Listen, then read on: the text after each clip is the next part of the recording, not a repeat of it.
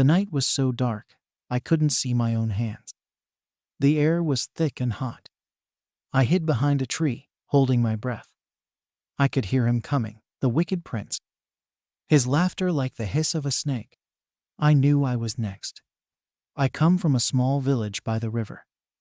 Life was simple, but we were happy. We farmed the land and fished in the river. But everything changed when the wicked prince came. His name was Prince Malik. He was the king's son, but he was nothing like the king. Where the king was kind, Malik was cruel. It started with whispers. People said Malik practiced dark magic. He would wander the forests alone, and strange things would happen. Crops would wither, animals would vanish. But no one could prove anything.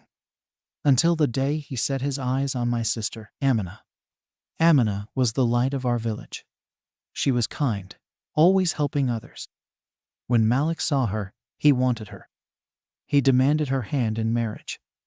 My parents begged him to reconsider, but he wouldn't listen. He took Amina to his palace.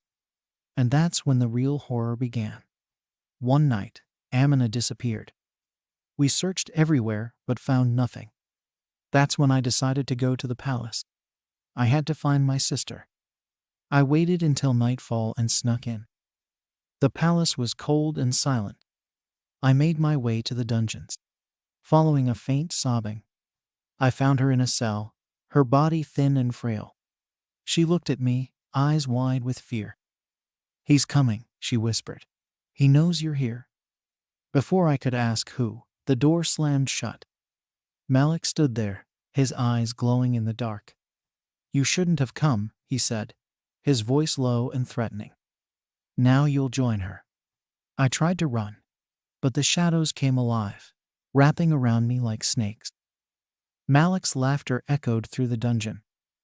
"You'll never leave," he said. "You'll stay here, with your sister, forever." The darkness closed in, and I felt myself being pulled into the void. The last thing I heard was Amina's voice, soft and sad. "I'm sorry," she said. "I couldn't save you." I don't know how long I was lost in that darkness. Time didn't seem to exist there. But then I felt a hand gripping mine. It was Amina. Her touch was weak, but it pulled me back from the edge of the void. I opened my eyes and saw her, tears streaming down her face. "We must escape," she whispered, her voice shaking. "There is a way, but it's dangerous." I nodded, too scared to speak. Amina led me through the dark corridors, her steps sure despite her frail state. She had spent days searching for a way out, learning the palace's secrets. She had found an old, forgotten tunnel that led outside. We moved as quickly and quietly as we could, always wary of Malik's presence. The tunnel was damp and smelled of decay, but it was our only hope. We crawled through, the walls pressing in on us. Every sound echoed, making us jump at shadows. After what felt like hours, we saw a faint light at the end of the tunnel. Freedom was so close. But as we reached the exit, we heard a voice behind us. Malik's voice, filled with anger and malice. "Did you really think you could escape me?" he snarled. "You belong to me, both of you." Amina pushed me towards the exit. "Go," she urged.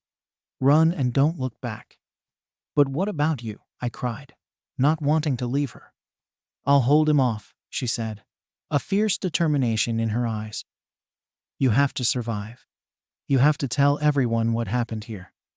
Tears streaming down my face, I climbed out of the tunnel.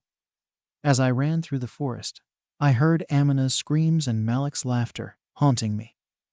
I didn't stop running until I reached our village. Breathless and trembling, I told the villagers everything. They listened in horror, their faces pale. They gathered torches and weapons, ready to storm the palace. But when we arrived, the palace was empty. Malik and Amina were gone, as if they had never been there. Years have passed since that night. The palace remains abandoned, a dark shadow over our village. No one goes near it, fearing Malik's spirit still lurks there. I tell this story to warn others. There are dark forces in this world, and sometimes they wear the face of a prince. If you ever hear laughter in the darkness, run. Don't look back. Run and never stop.